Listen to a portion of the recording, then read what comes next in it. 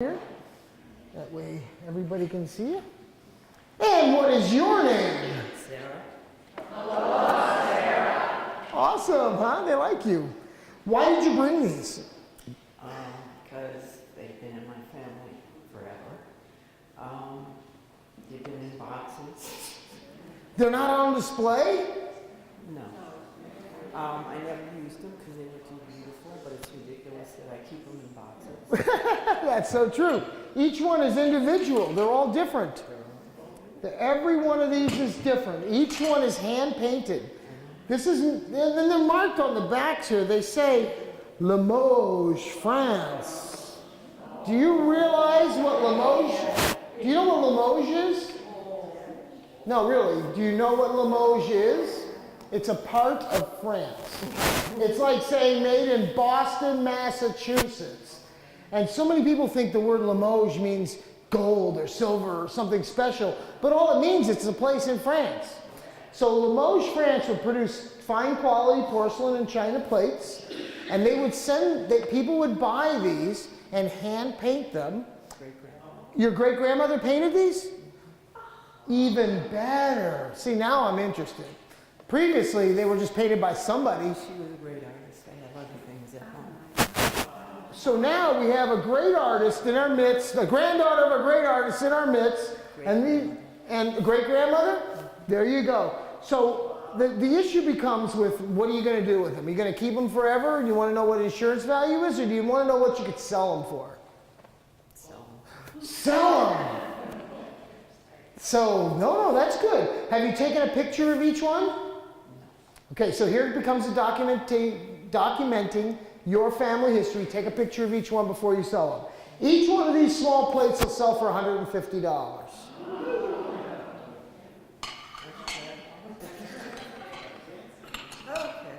Each of these little plates will sell for $75. This one could probably sell for $150 to $200. Are you happy yet? All right, let's start the auction at $50. No, just kidding. You have to be careful. Don't let them rip you off. And why don't you tell me what this is? Muhammad Ali. I know who it is. I asked what it is. It's a photo that a friend gave me when Muhammad was at Madison Square Garden for one of the two fights, I don't know. But he wanted to prove to me that he was there. And he brought out a newspaper article showing him in there. Oh, so he took this photo? No, a life photographer. It's a Life photographer. It's an original print from Life magazine. Yep. So Ali, the greatest, is extremely collected, very collected. If it is stamped on the back, Life magazine, original print, $300. No stamp on the back, $20. So, because you can reproduce anything these days. You can digital print anything. But having the original from the 60s with the marking on the back, $300.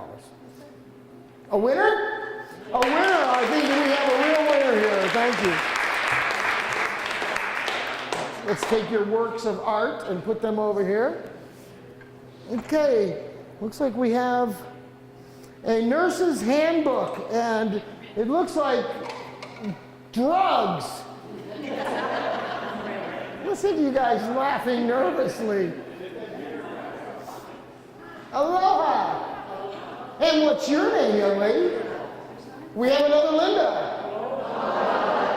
Excellent. Why don't you tell me why you brought these? This belonged to my grandmother. Oh, you can play. You can play. This is her nurse's book, and with her writing in there. She was born in 1900, and she received this when she was 1918. I believe she was a nurse at Western Women's. And this has her name on it. It is Nickel. It's Miss Myrtle Haywood. She's from this area. I just thought it was interesting. She has some pills in here still, and prescriptions, and some needles. I just was curious about it. Danger. Yes, No. So you know what that time period is, right? It's a very important time period in nursing. As Florence Nightingale and then the whole nursing, industry kind of grew. all of a sudden women had another career that was better than painting dishes. Yes. And this was, and again, if it is from World War I in 1918, that even adds more provenance and more history to it. So value-wise, it's really hard to sell these handbooks. They're common. You know, yours personally, you now have a historical artifact from your family, so therefore it's probably worth insuring for $30 or $40, maybe even $50.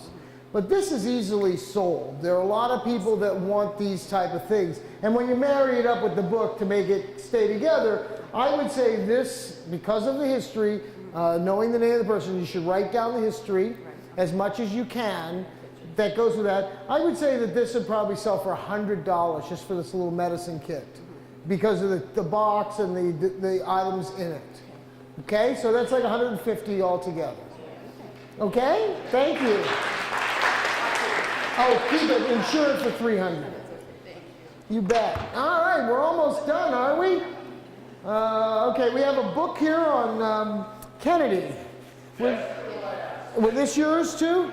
Okay, that's somebody else. And we still have this stuff to do yet. Come on up. That's just a portrait of Well, come on over here. Come on over here. I'm glad there's so And what's your name, young man? Tom. Tom. I'm glad there's so many females because they can give some expertise. 9 months before Jackie Kennedy was going to marry John, she had the wedding invitations printed up for John Hustler. She posed for this painting, original portrait, at Newport, Rhode Island in 1953 or 54. It's a large painting. It's 2 by 3 feet, and it's at her Rhode Island horse farm. And I'm rather, my financial situation's rather precarious, what have you, but we all know all the Kennedy memorabilia is going for incredible amounts. John pulled Jackie's pearls, and they thought they'd go for $500, and they went for $350,000. How much? What's it worth? An original painting. By Margaret de Berry, painted at Newport, Rhode Island, 53 or 54. I would guess in the art world and in the Kennedy world, crossing over demands, that it's probably going to hit 50,000. Okay? And the book is very nice and heavy. Well, Jackie loved horses, and she did all types of. That's Yes, she. true. Okay, so 50,000. Yeah, for the original. A winner, Tom. I think we're down to the last couple here. Let's. Somebody brought this. Ooh, hi.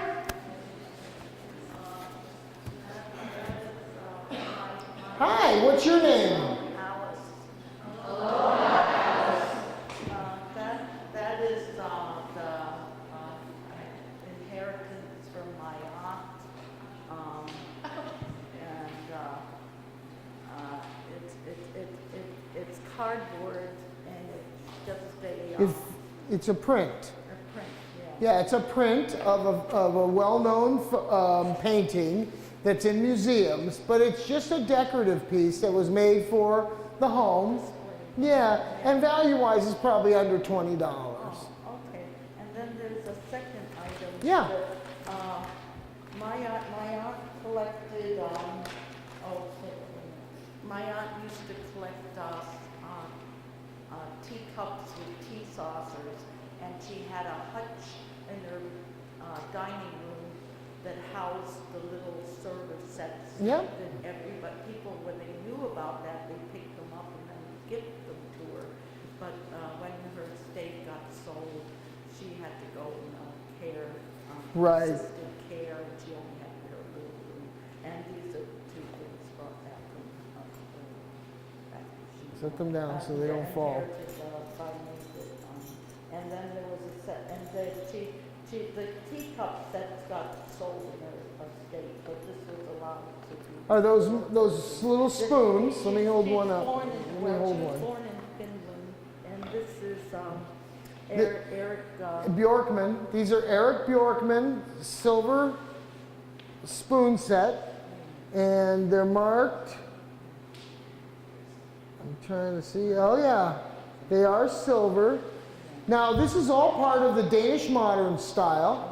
It's very in demand right now, and he's a known and well-known crafter. Yeah, oh yeah, he's been deceased since the 70s. Her wedding gift way back. This is They from the- got married in, the early 40s. Right. But she died 2 years ago at 99. Wow. 2012, she died at 90. I would say that's set as far as insurance purposes about $300. I think you could easily sell them for $150 to $200. Oh, well, thanks for all these input. Thank you, Alice. I think this is Barb. Is any? Who's back?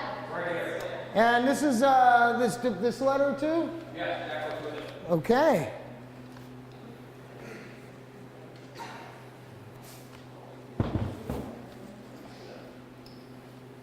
Aloha, what's your name, young man? Rich. And you going batty on me? What did you bring this for? Let me explain this to you, and then my grandfather made this bat, and there is the patent, the United States patent that he had at the time. Louisville Slugger wanted to make the bat. For some reason, he refused. He was a professional baseball player that worked for Spalding's, and they let him go during the summertime to play professional baseball. I have other stuff of his, like his receipts of paychecks and gloves and everything else. This, if you go online and you look, is the first considered at the time unbreakable baseball bat. His name was Frederick Robarge, and he played for many different baseball teams. But this is the bat, and there's only 2 in existence. So this says 1940? 41 or 40, something like that. 1940. 40, right. So- And there is in here, if you look in here, you'll see how he made the bat.